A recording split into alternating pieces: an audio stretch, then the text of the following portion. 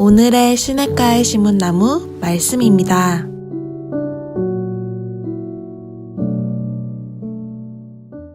사랑하고 축복합니다. 오늘도 말씀 안에서 승리하는 하나님께 모든 성도님들 될 수 있기를 축복합니다. 오늘 누가복음 24장 13절에서 35절까지 말씀 통해서 오늘 예수님께서 또 우리에게 말씀하시고 하나님께서 우리에게 교훈하시는 것이 무엇인지 함께 볼 수 있기 원합니다.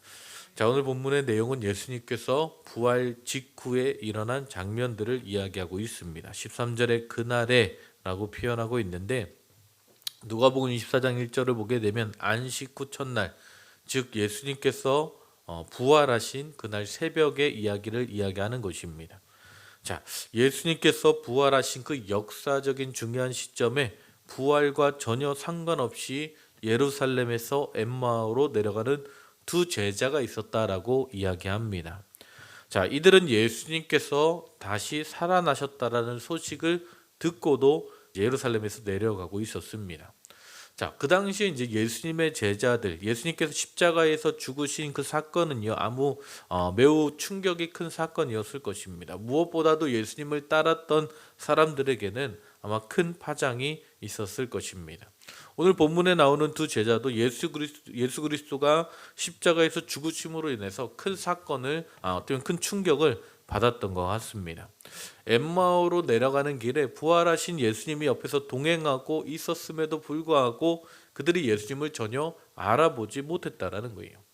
두 사람은요, 주님이 십자가 사건에 대해서 묻자 슬픈 빛을 띠고 머물러 섰다라고 말씀하고 있습니다.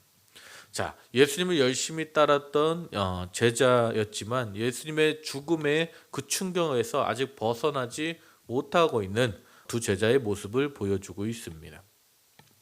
사실 이들은요, 예수님께 모든 희망을 걸었던 자들이죠. 새로운 시대, 예수님을 통해서 새로운 시대가 올 것임을, 무언가 새로운 것을 기대하며 예수님을 쫓았을 것입니다.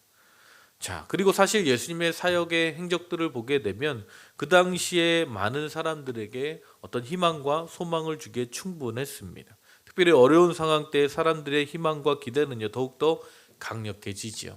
예수님의 제자들, 예수님을 따르는 제자들은 예수님께 열광하며 주님을 쫓았을 것입니다. 그런데 그 예수님이 초라하게 무기력하게 십자가에서 죽고 말았던 것이죠. 그러자 제자들은 그 희망과 소망을 잃어버린 채 뿔뿔이 흩어지게 된 것입니다. 예수님께서 부활하신 아침에 두 제자가 예루살렘이 아닌 엠마오로 향하고 있다는 것은요, 많은 것을 이야기해주고 있습니다. 예루살렘은 그 당시에 모든 것의 중심지였죠. 그런데 예루살렘에서 멀어진다는 것은 도피를 이야기하고 있는 것입니다. 예수님의 죽음은요, 예수님을 따르는 사람들에게도 위협이 되었을 것입니다.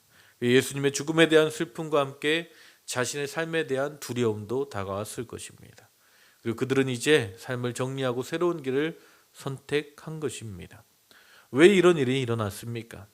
예수 그리스도가 부활하셨음에도 불구하고 시리에 빠져서 엠마오로 걸어가는 이들의 모습 속에서 이들이 예수님에 대해서 오해를 가지고 있었음을 보게 됩니다. 그들은 예수님을 어떻게 바라봅니까? 정치적인 메시아로 바라보았다는 거예요. 그들은 예수님을 잘못 알고 따라갔다는 것입니다. 예수님의 제자들은 믿기는 했지만 잘못 믿었다는 거예요.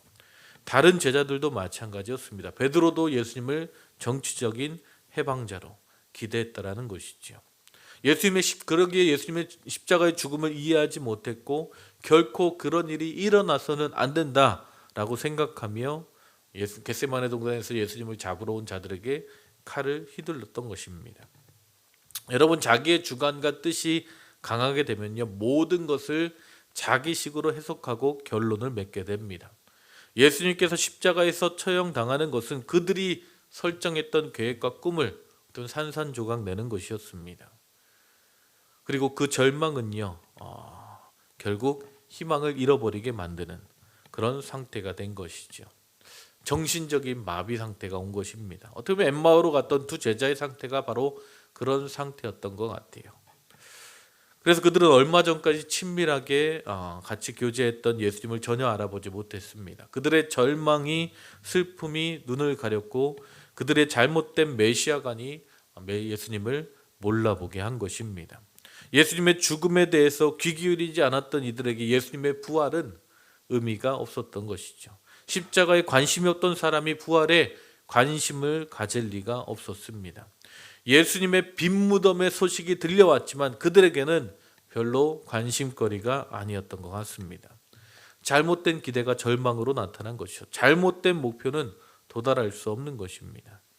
자, 그들의 열심의 방향이 얼마나 잘못된 것이었는지를 우리는 발견할 수 있는 장면입니다.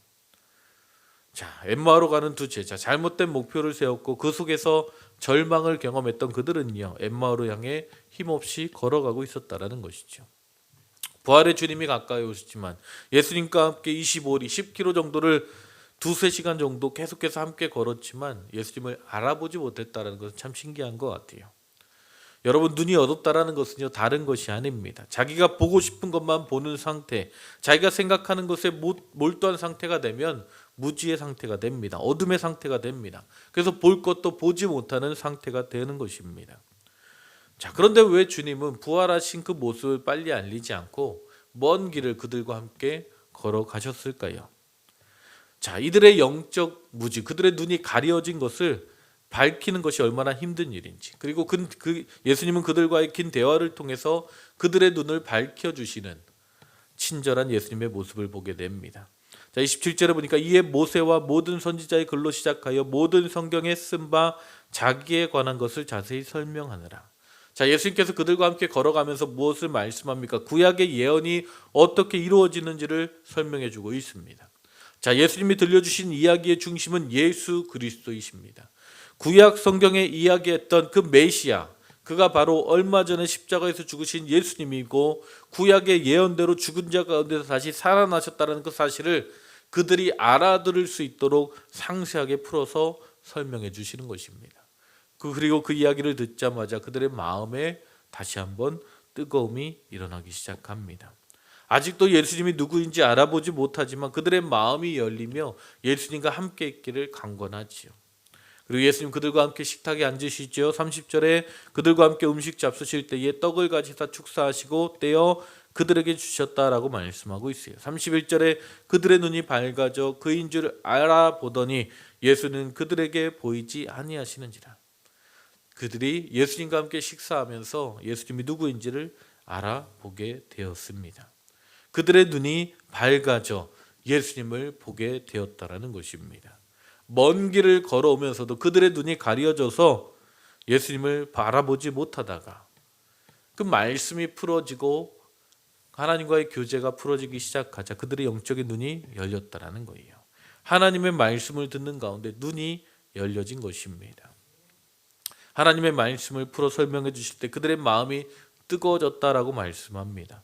조금 전까지도 예수님을 보지도 못하고 알지도 못했던 그들의 눈이 밝아져 예수님을 다시 한번 보게 됩니다. 예수님이 이미 부활하셨고 이미 그들과 함께 계셨지만 그들은 부활과 전혀 상관없이 엠마오로 떠나고 있었지만 이제 그들의 눈이 밝아져 부활하신 예수님을 볼 수 있었다는 것, 이것이 중요합니다. 여러분이 영적인 눈이 열리지 않으면요, 무지 속에서 절망과 슬픔을 가지고 살아갈 수밖에 없습니다. 우리의 눈이 밝아져야 영적 부활의 주님을 볼 수 있는 것입니다. 아멘. 오늘 우리의 영적인 눈이 밝아져 부활의 주님을 바라볼 수 있기를 주님의 이름으로 축복합니다. 아멘. 그 부활의 주님과 함께 승리하며 살아가시기를 주님의 이름으로 축복합니다. 사실 예수님의 부활은요, 누구나 알 수 있을 만큼 확실하게 나타난 사건입니다. 부활에 대한 증거가 너무나 확실한 증거들이 많이 있습니다. 그런데 그 부활의 증거가 많이 있다고 해도 사람들이 다 믿는 것은 아니죠. 부활을 보았다고 해서 부활을 믿는 것이 아닙니다. 부활의 증인이 될 수 있는 것이 아닙니다. 사도행전의 말씀처럼 오직 성령이 너희에게 임하시면 너희가 권능을 받고 부활의 주님의 증인이 될 것이다 라고 말씀하고 있어요. 여러분, 증인은 아무나 되지 않습니다. 보았다고 증인이 되는 것이 아닙니다. 10km의 그 먼 길을 걸어가면서도 부활의 예수님을 보지 못한 것처럼 부활의 눈이 떠져야 합니다. 하나님의 성령이 우리 안에 충만하게 역사해야 합니다. 아멘. 오늘도 마찬가지입니다. 많은 사람들이 예수님의 부활에 대해서 사실성에 대해 시비를 겁니다. 부활의 사실을 입증한다 해도 그들이 예수님을 믿을까요? 아니요, 그렇지 않습니다. 예수 그리스도의 부활의 사실은요, 성경 안에서 그리고 수많은 물증이 있음에도 불구하고 안 믿기로 작정한 사람들에게는 아무런 의미가 없는 것입니다. 중요한 것은 우리 영적인 눈이 열려야 되는 것입니다. 아멘. 오늘 두 제자는요, 그 영적인 눈이 열려 부활의 예수님을 보게 되었습니다. 그때에 그들의 절망은 희망으로, 소망으로 바뀌게 된 것입니다. 엠마오로 도망치던 그날 그 얻었던 지친 몸을 가지고 33절에 보니까 그들이 다시 일어나 예루살렘으로 돌아갔다라고 말씀하고 있어요. 부활하신 예수님을 만나는 순간 그들의 눈이 띄어지고 예수님이 구약의 예언대로 다시 살아나셨고 그 예수님을 통해서 이뤄갈 그 하나님의 나라의 소망을 보기 시작하자 그들이 예루살렘으로 돌아가 부활의 증인의 삶을 살기 시작하는 것입니다. 오늘 우리의 삶 가운데 이 영적인 눈이 깨어질 수 있기를 주님의 이름으로 축복합니다. 주님께서 우리에게 부활을 스스로 알리지 않고 우리의 삶을 통해서 계속해서 이 부활의 역사들을 이뤄가기 원하십니다. 부활의 증인의 삶을 살기 원하십니다. 아멘. 우리가 어떻게 부활의 증인의 삶을 살아갈 수 있습니까? 우리가 부활의 주님을 잘 설명하고 부활에 대한 자료나 글을 보여준다고 해서 믿어지는 것이 아닙니다. 우리가 부활의 주님을 증거할 수 있는 그 길은요, 우리가 부활의 주님을 경험하고 부활의 주님과 함께 살아가는 그 삶으로 살아갈 때에 아멘, 사람들이 부활의 주님을 보게 될 줄 믿습니다. 자, 오늘 부활하신 주님께서 제자들과 함께 하셨죠. 오늘도 우리의 삶 가운데 부활하신 주님은 함께 하십니다.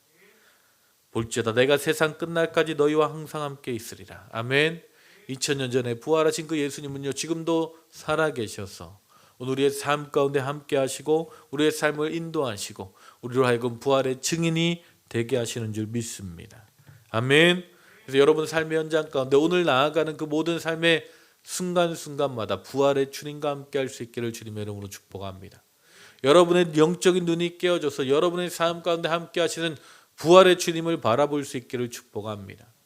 그럴 때에 오늘 엠마오로 가는 이 제자처럼 아무리 절망스러운 상황 가운데서도 부활의 주님이 나와 함께 계시다는 것을 깨닫게 된다면 그 약속의 말씀이 성취되고 있다는 그 영적인 눈이 깨어지기 시작하면 우리는 다시 한번 승리의 길로 걸어가게 될 줄 믿습니다. 절망이 소망으로 바뀌는 그 놀라운 역사를 경험하게 될 줄 믿습니다. 오늘도 부활의 주님과 함께 승리하는 한들께 모든 성도님들 될 수 있기를 축복합니다. 아멘. 기도하시겠습니다. 하나님 감사합니다. 오늘도 우리가 부활의 예수님을 바라봅니다. 부활하셔서 오늘도 우리의 삶 가운데 함께 하시고 우리 인생의 길을 함께 걸어가시는 주님을 감사합니다. 하나님, 하지만 우리가 우리의 영적인 눈이 깨어져서 그 부활의 주님을 보게 하여 주시옵소서. 하나님, 우리와 함께 하시고 우리에게 말씀하시고 우리의 삶을 인도하시는 그 부활의 주님과 함께 걸어가는 복된 교회와 성도들 되게 하여 주시옵소서. 주님 함께 하시고 인도하실 줄 믿사오며 예수님의 이름으로 기도했습니다.